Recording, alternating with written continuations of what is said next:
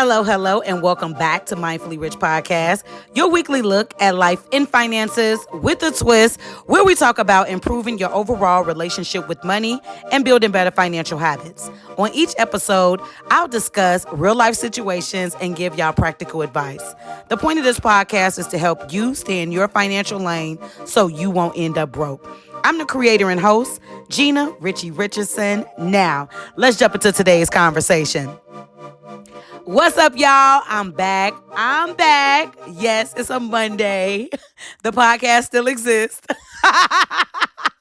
What we're going to do is we're not going to talk about that. It's like we don't talk about Bruno. We're not going to talk about the 2-month hiatus that was going on because today is Juneteenth. Okay, we are going to make it a great day. And you want to know what? I decided we're going to have to just go ahead and do a new season because it's like, we're going to just go ahead and sage that last 2 months. And we are making this season 3. So season 3 starts today of the podcast, which this is a full episodes. I believe this is episode 114. I think it's 114. It's either 114 or 118. That's a big jump, I know. But that's what it is. Okay. But got to start with gratitude. Thank y'all so much for even continuing to listen while I wasn't making any episodes. The funny thing, once again, when I'm not making episodes, it's hilarious to me how all of the numbers, they skyrocket just because there are 100 and it's up to 118, y'all. I don't know at this particular moment. I'm not looking at it.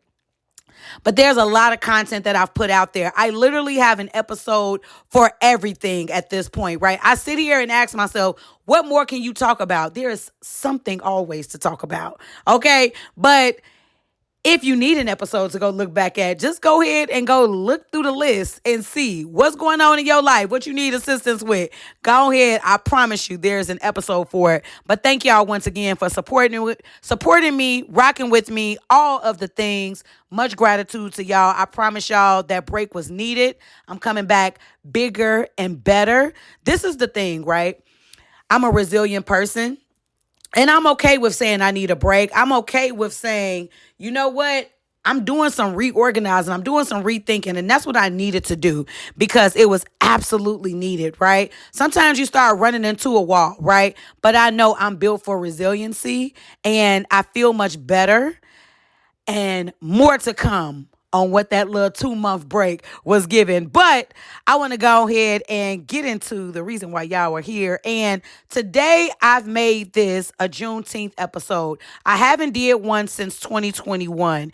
And I don't know if y'all know, but today marks 158 years after the slaves in Galveston, Texas, they were freed. And that was 2.5 years after President Abraham Lincoln, he had signed the Emancipation Proclamation, which freed the slaves. So a whole 2.5 years later, Texas was on some stuff, okay? That's all I can say because that's what it is and it's history. They were on some stuff and it took a whole new order for them to release the slaves. And so for Juneteenth, I decided I wanted to talk about how slavery has impacted the Black community in obtaining wealth.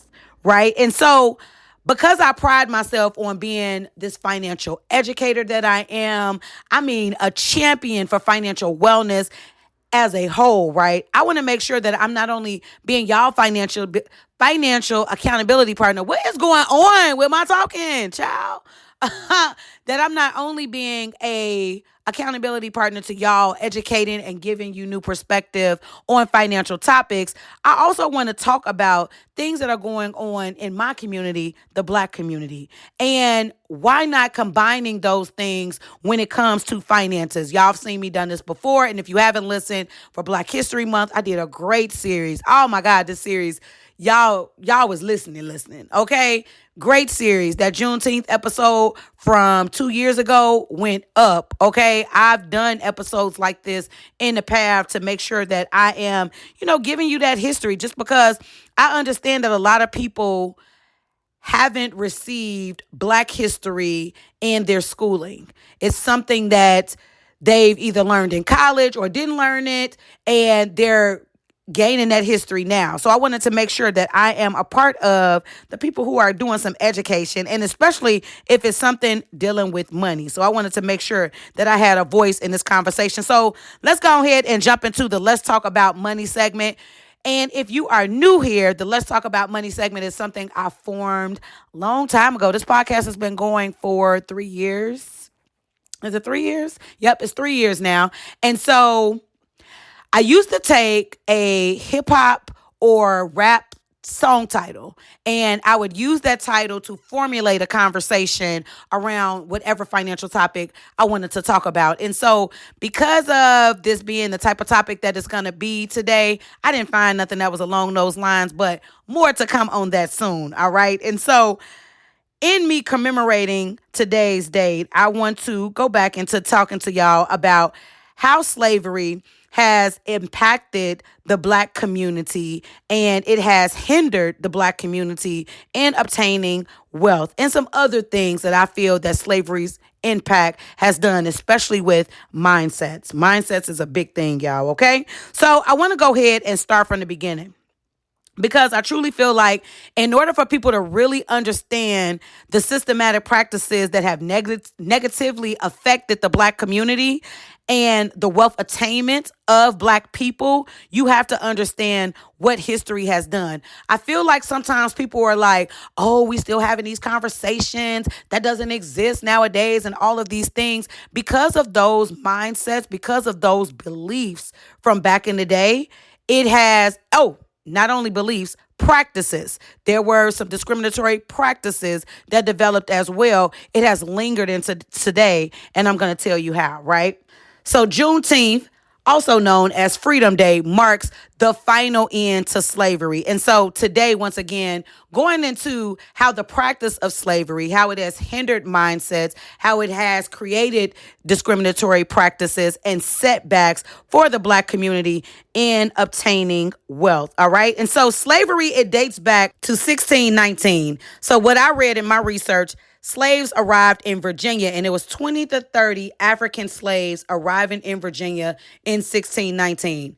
Pause, hard stop here. I have not seen the 1619 Project. I will have a link to it on Hulu in the description, so that way you can go back to it. But I wanted to just go back to the beginning so you can understand when slavery started for Black and African descent people. All right. Slavery, for those of you who don't know, is when a human being is owned by another human being. Slavery is forced labor. So picture that. You're being forced to be owned by someone else, producing for someone else while not being able to acquire the life that you want and obtain your own wealth at that. All right. And so I read this book called The Black Tax by Sean D. Rochester, which I'll add a link to his website so you can go ahead and go over there. And in his research, he estimated that slave labor, according to economics, had estimated anywhere from 24 to $97 trillion of labor that was performed. I had to make sure I had the right word there. Performed by slaves from the period of 1619 to 1865, which they averaged $50 trillion of wealth attainment in that time that's owed to Black Americans. Okay, that reparations. Okay, so especially since we have numbers. They've already averaged it out. Like, we already got it. I don't even know why the reparation checks haven't even started yet. But that's a whole nother story, whole nother episode. And I'll put that in my link too, where y'all can go to my reparations episode. And so, to me, and I'm sure to a lot of people, slavery being this unethical practice, right, is centered around a mindset that showed people that Black people were not equal, that we didn't deserve to be treated as people. And it also created systems that we still see today that have prevented Black people from obtaining wealth and retaining any type of equity. And so I want you to understand the difference between the two when we see equality and when we see equity. Equality meaning something being the same, right? I get this, you should get the same thing. Equity meaning something being fair. All right. So I'm going to give you an example of that. So if we're talking about equality, oh no, we're people. Black people are people. We shouldn't enslave them because we're the same. Okay, that's an example of equality. Equity, on the other hand, that's being fair and impartial. So I want to take you back to Field Order 15, right? So after Juneteenth, after the slaves were released the second time, Juneteenth, which we're celebrating today, there was a Field Order 15 that was put out there by General William T. Sherman. I will always remember this name, right? This is where 40 acres and a mule comes from. And what that order said was, for newly freed slaves, they were supposed to receive land, and it was 400,000 acres of land that was going to be awarded to them. And I quote, because I got it verbatim so you could hear this: each family shall have a plot of not more than 40 acres with not more than 800 feet waterfront, in the possession of which land the military authorities will afford them protection until such time as they can protect themselves or until Congress shall regulate their future. You can look this up from General William T. Sherman's Order 15. Now, did they receive this? Did these previous slaves receive the 40 acres of tillable land that was supposed to be awarded to them? No, they didn't. So what ended up happening was, because remember, President Abraham Lincoln was assassinated. President Andrew Johnson is who came into office next. President Andrew Johnson rescinded that field order and returned the 400,000 acres of land to the Confederate owners. Do y'all see how they played them?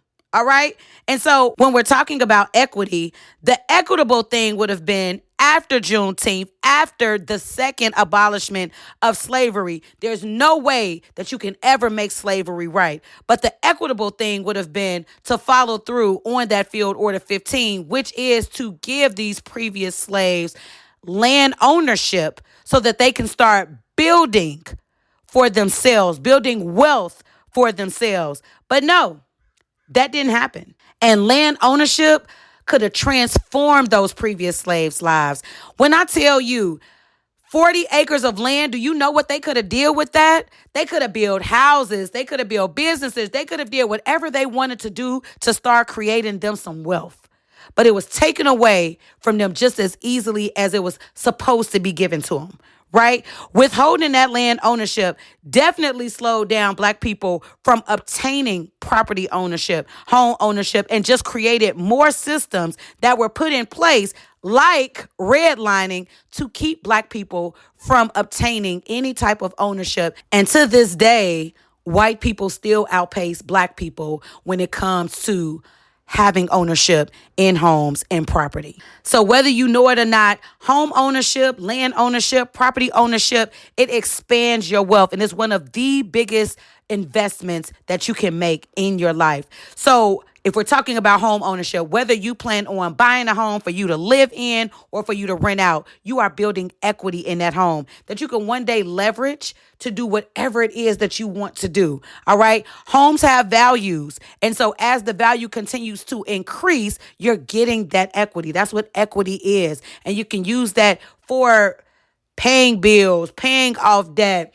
opening a business, sending loved ones to college. You could do anything that you decide that you want to do with that. When you own land, you can now dictate what goes on your land, start building businesses, build home, whatever it is that you decide to do and make profits from. All right. Even with property ownership, commercial buildings, things of that sort, renting it out so that you can profit each month. However it is that you decide to do it, it's a huge investment. So I wanted you to understand the severity of withholding that 40 acres and what that did and the transformative difference it could have made to our ancestors that would have trickled down to Black Americans today. I want to end with going back to Sean Rochester's book, The Black Tax, which outlined and describes the financial cost of discrimination against Black Americans. Today, I've been talking about how slavery was a setback to Black wealth. In that book, which I really want y'all to check out, it also talks about how it's not a Black people thing. It's not a Black people can't do this or do that thing. There have been systems that have intentionally denied equality and equity to Black people for us to be able to have the leg up and take advantages of the opportunities that are afforded to others just because of the color of our skin. So when I talk about and I say setbacks, when I say discrimination, take a look at the systems that I talked about today. Look around you at the different systems that you see happening in your own life. When I say it's not a black people can't thing, we know that they can.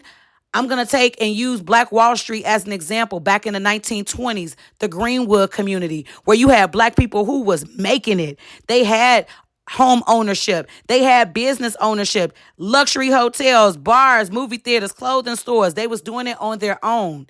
The community, I believe, was over 300 some odd people. I remember seeing and reading about there even being people in that community that owned their own planes, multiple people. I mean, I'm talking over, I believe it was like 6 or over. Like, that's a lot. That was a lot for black people to do, especially in the 1920s. So even through adversity, with all this community had obtained, what ended up happening? An angry white mob burned down their community.